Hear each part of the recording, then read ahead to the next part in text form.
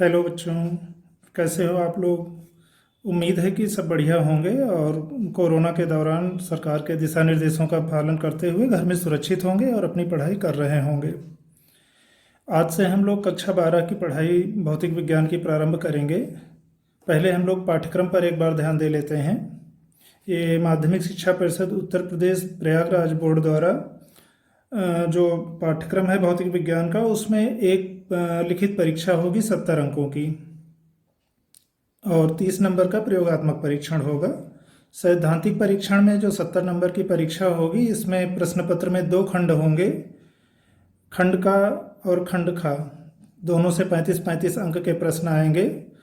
पाठ्यक्रम पर एक बार हम लोग ध्यान दे लेते हैं। खंड का के पाठ्यक्रम में 5 इकाइयाँ हैं। पहली इकाई है स्थिर विद्युत की, 8 अंक के प्रश्न इससे रहेंगे लगभग। दूसरी इकाई है धारा विद्युत, 7 अंक के प्रश्न। तीसरी इकाई धारा का चुंबकीय प्रभाव तथा चुंबकत्व, इससे 8 अंक के प्रश्न आएंगे। चौथी इकाई वैद्युत चुंबकीय प्रेरण तथा प्रत्यावर्ती धाराएं, इससे 8 अंक के प्रश्न आएंगे। और पांचवी वैद्युत चुंबकीय तरंग, 4 अंक। इन सबको मिला के 35 अंक खंड का से। इसी प्रकार लिखित परीक्षा के खंड खा से, इसमें मुख्य रूप से 4 इकाइयों में आप पाठ्यक्रम को बांट सकते हैं। एक है प्रकाशिकी ऑप्टिक्स, 13 अंक के इससे प्रश्न आएंगे। दूसरी है द्रव्य और द्वैत प्रकृति, ड्यूअल नेचर ऑफ पार्टिकल, 6 अंक के प्रश्न आएंगे। तीसरा है परमाणु तथा नाभिक, 8 अंक के इससे प्रश्न। और चौथी है इलेक्ट्रॉनिक युक्तियाँ, इससे भी 8 अंक के प्रश्न आएंगे। इस प्रकार से खंड खा के आपके कुल 35 अंक, 35 दो खंडों से मिलाकर 70 अंक के आपका लिखित परीक्षा है। और 30 अंक का प्रयोगात्मक परीक्षण, जिसके बारे में बाद में हम लोग विद्यालय में देखेंगे। 15-15 अंक के इसमें दो भाग होते हैं, 15 अंक बाह्य परीक्षण के, 15 अंक आंतरिक परीक्षण के। तो अभी हम लोग पहले स्थिर वैद्युत की जो खंड का की पहली इकाई है उसको प्रारंभ करते हैं।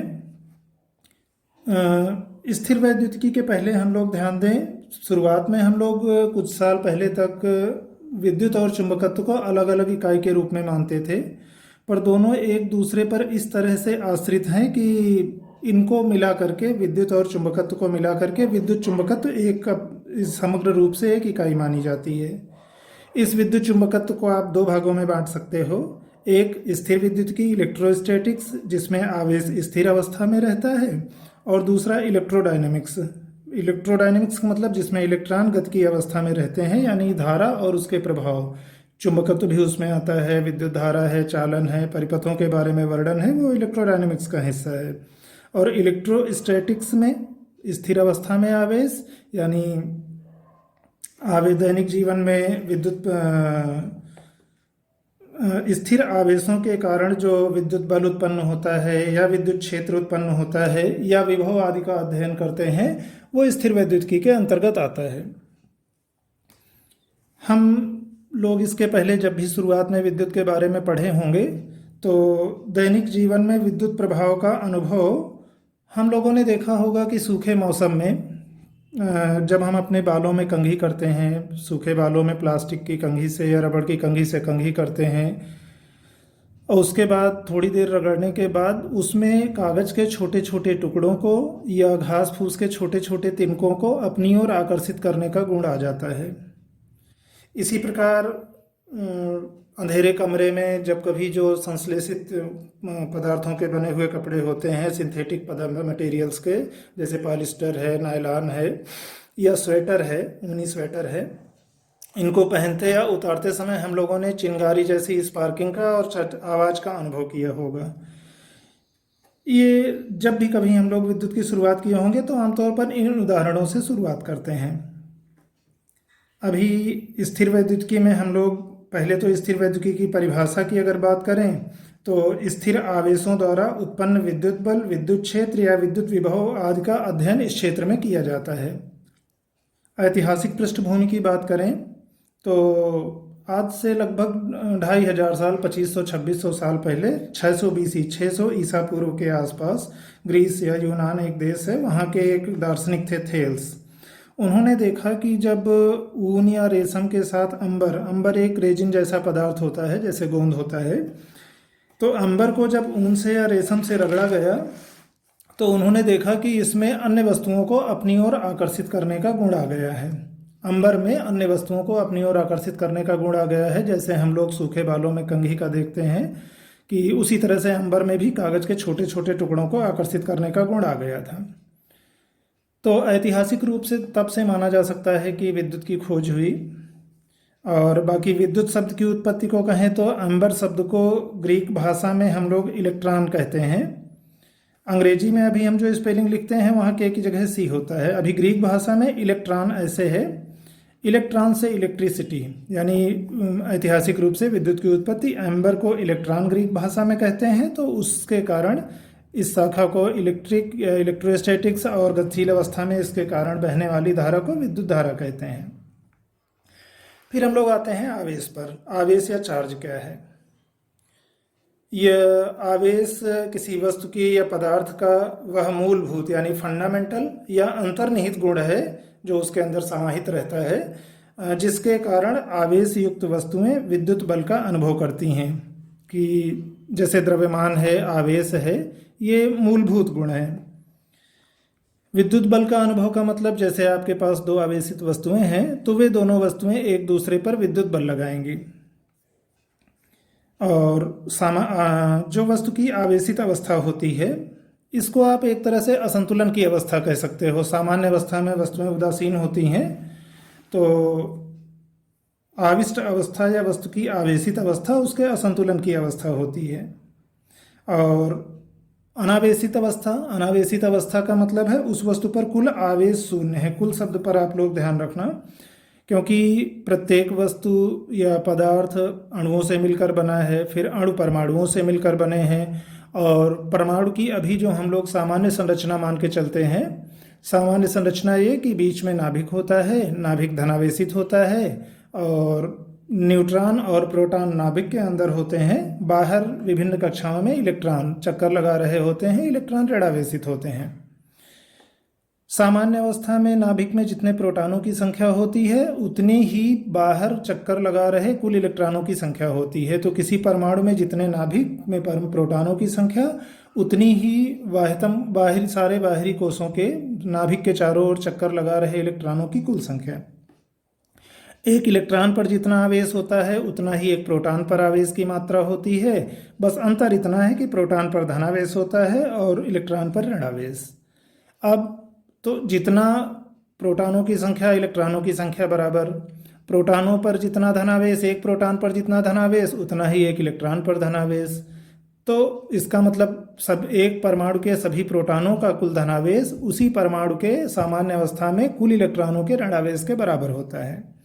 दोनों को जोड़ें तो कुल आवेश शून्य। तो सामान्य अवस्था में सभी वस्तुएं अनावेशित होती हैं, यानी उन पर कुल आवेश की मात्रा शून्य होती है।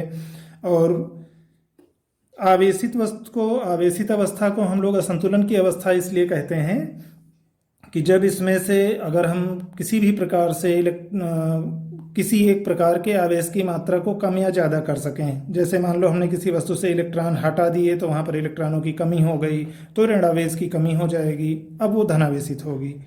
इसी प्रकार से अगर अतिरिक्त इलेक्ट्रॉन दे दिए तो वहाँ पर इलेक्ट्रॉनों की अधिकता होगी और वह वस्तु ऋणावेशित होगी। तो हम लोग अभी एक तो कुल आवेश का मतलब है कि उदासीन वस्तु या अनावेशित वस्तु का मतलब ये नहीं है कि वहाँ आवेश नहीं है, बस इसका अर्थ ये है कि वहाँ पर जितना धनावेश है उतना ही ऋणावेश है और कुल परिणामी आवेश शून्य है। अच्छा, आवेशन क्या है? आवेशन चार्जिंग किसी वस्तु को आवेशित करने की प्रक्रिया को कहते हैं। कि कोई वस्तु पहले वैद्युत रूप से उदासीन थी, बाद में हमने उसको आवेशित किया, उस पर आवेश की कुछ मात्रा आ गई, तो इस घटना को, इस प्रक्रिया को आवेशन कहते हैं। किसी वस्तु को आवेशित करने की प्रक्रिया को आवेशन कहते हैं। आवेश के प्रकार, सामान्य अनुभव हम लोगों का ये है कि धनावेश और ऋणावेश दो प्रकार के आवेश होते हैं। ऐतिहासिक रूप से देखें तो इसकी खोज अमेरिकी वैज्ञानिक बेंजामिन फ्रैंकलिन ने की थी। संख्याओं के बारे में जैसे हम लोग बीजगणित या अंक गणित में देखते हैं, अगर बराबर परिमाण की दो संख्याएं हों हमारे पास और दोनों के चिन्ह विपरीत हों, जैसे मान लो एक संख्या है +2, दूसरी संख्या है -2, परिमाण दोनों का 2 है लेकिन एक 2 है धनात्मक और दूसरा ऋणात्मक। अब इन दोनों का योग आप करेंगे तो 2 और प्लस -2 बराबर 0, तो इनका योग हो गया 0। तो जिस प्रकार से और आवेशों के मामले में देखा गया था कि शुरुआत में जब वस्तुओं को रगड़ करके आवेशित करते हैं, शुरुआत में हम लोगों ने देखा था कि जैसे अंबर का ऊन या रेशम के साथ है, या कांच की छड़ का रेशम के साथ जब रगड़ते हैं, तो रगड़ करके जब तक दोनों वस्तुएं अलग अलग रहती हैं तब तक तो वस्तुएं आवेशित रहती हैं। बाई चांस हमने उन दोनों वस्तुओं को स्पर्श करा दिया तो उसके बाद फिर उनमें जो अन्य वस्तुओं को आकर्षित करने का गुण था वो चला जाता है, अर्थात उनकी आवेशित अवस्था समाप्त हो जाती है और वो सामान्य हो जाती हैं। इसका मतलब जैसे धनात्मक और ऋणात्मक संख्याएं समान परिमाण के होने पर जोड़कर योग उनका 0 हो जाता है, उसी प्रकार से विपरीत प्रकाश के आवेश जब मिलते हैं तो उनको एक दूसरे के कैंसिल करने, निरस्त करने की प्रवृत्ति होती है। विपरीत प्रकार का मतलब एक वस्तु जैसे कांच की छड़ पर का आवेश और दूसरा रेशम के कपड़े का आवेश। तो इस आधार पर अमेरिकी वैज्ञानिक बेंजामिन फ्रैंकलिन ने 2 प्रकार के आवेशों की परिकल्पना की। एक प्रकार के आवेश को उन्होंने धनावेश कहा, दूसरे प्रकार के आवेश को ऋणावेश कहा। और परंपरा अनुसार देखें तो जैसे कांच और रेशम, एक अगर इस युग्म की बात करें कि कांच की हमने छड़ ली है, उसको रेशम के कपड़े से थोड़ी देर रगड़ करके थोड़ा अलग किया, तो अब इस प्रकार कांच की छड़ पर जो आवेश आता है उसको हम लोग धनावेश कहेंगे। दूसरा उदाहरण, जैसे मान लो फर या बिल्ली की खाल है और उसको आबनूस या प्लास्टिक से अगर हम लोग रगड़ते हैं तो फर यानी बिल्ली की खाल में जो आवेश आता है वो धनावेशित होता है, और प्लास्टिक की छड़ में या आबनूस की छड़ में जो आवेश होगा वो ऋणावेशित होगा। फिर सजातीय आवेश और विजातीय आवेश। सजातीय जाति का मतलब वर्गीकरण का एक आधार है कि एक प्रकार के जो आवेश लाइक चार्जेज हैं, समान चिन्ह युग्म के जो आवेश होते हैं उनको हम लोग सजातीय आवेश कहते हैं। जैसे एक धनावेश दूसरा धनावेश, इन 2 धनावेशों का जो युग्म होगा वो सजातीय आवेश हैं। उसी प्रकार से एक ऋणावेश हो और दूसरा भी ऋणावेश हो तो इन दोनों का जो युग्म होगा उसको भी सजातीय आवेश कहेंगे। तो सजातीय का मतलब समान प्रकार के चिन्ह वाले आवेश। उसी प्रकार विजातीय आवेश, विजातीय आवेश यानी अनलाइक चार्जेस। अनलाइक चार्जेस का मतलब विपरीत चिन्ह के आवेश, कि अगर एक धनावेशित है तो दूसरा ऋणावेशित। अब आते हैं वस्तुओं को हम लोग कितने प्रकार से आवेशित कर सकते हैं। मुख्य रूप से 3 प्रकार अभी शुरुआत में प्रारंभ में। एक, अचालकों को हम किस तरह से घर्षण द्वारा आवेशित कर सकते हैं, और चालक पदार्थों में 2 तरीके हैं, प्रेरण द्वारा आवेशन और चालन द्वारा आवेशन। अभी घर्षण द्वारा आवेशन में क्या होता है, जब 2 अचालक पदार्थों को, जब 2 भिन्न अचालक पदार्थों को आप आपस में रगड़ते हो तो उनमें से संयोगवश ऐसा होता है कि किसी एक पदार्थ से कुछ इलेक्ट्रॉन निकल करके दूसरी वस्तु पर चले जाते हैं, और जिस वस्तु से इलेक्ट्रॉन निकल करके बाहर चले जाते हैं वह वस्तु इलेक्ट्रॉनों की कमी के कारण अर्थात ऋणावेश की कमी के कारण धनावेशित हो जाती है, और जिस वस्तु पर इलेक्ट्रॉन पहुंचते हैं वह वस्तु इलेक्ट्रॉनों की अधिकता के कारण ऋणावेशित हो जाती है। बाकी प्रेरण द्वारा आवेशन के बारे में हम लोग अभी बाद में अगले लेक्चर में पढ़ेंगे। चालन द्वारा आवेशन ये भी चालकों में होता है, और चालन द्वारा आवेशन का मतलब है कि किसी एक चालक को जब आप किसी आवेशित वस्तु के संपर्क में लाते हो तो आवेशित वस्तु से कुछ आवेश उस दूसरी वस्तु में चला जाता है, यह चालन द्वारा आवेशन है। आवेश का संसूचन कैसे हम लोग ये जानेंगे कि किसी वस्तु पर आवेश है। डिटेक्शन ऑफ चार्जेस एक युक्ति है, स्वर्ण पत्र विद्युतदर्शी कहते हैं, उपकरण कह सकते हैं आप, गोल्ड लीफ इलेक्ट्रोस्कोप। इसमें एक बॉक्स जैसा होता है, उस बॉक्स में एक ऊर्ध्वाधर तार लगा होता है चालक पदार्थ का, और ये बॉक्स के अंदर व्यवस्था बंद रहती है, और बाहर एक घुंडी लगी होती है। जिस वस्तु पर आवेश को ज्ञात करना है कि वो वस्तु आवेशित है या नहीं है, उसको इस घुंडी से स्पर्श कराते हैं, और इस तार के नीचे वी आकार में 2 स्वर्ण पत्र लगे होते हैं। जब स्पर्श कर, अभी 2 स्थितियां देखते हैं हम लोग। मान लो हमने किसी वस्तु को स्पर्श कराया, वो वस्तु अनावेशित थी अर्थात उस पर कोई आवेश नहीं था। तो जब कोई आवेश नहीं है तो यहाँ पर भी स्वर्ण पत्रों पर अगर प्रारंभ में कोई आवेश नहीं था तो अभी इन पर कोई आवेश नहीं होगा, तो जिन स्थिति में ये पहले रुके हुए थे, जो इनकी मूल रचना थी, उतनी दूरी पर बने रहेंगे। दूसरी स्थिति पे आते हैं, मान लो हमने किसी ऐसी वस्तु से इसको स्पर्श कराया जिस पर धनावेश है।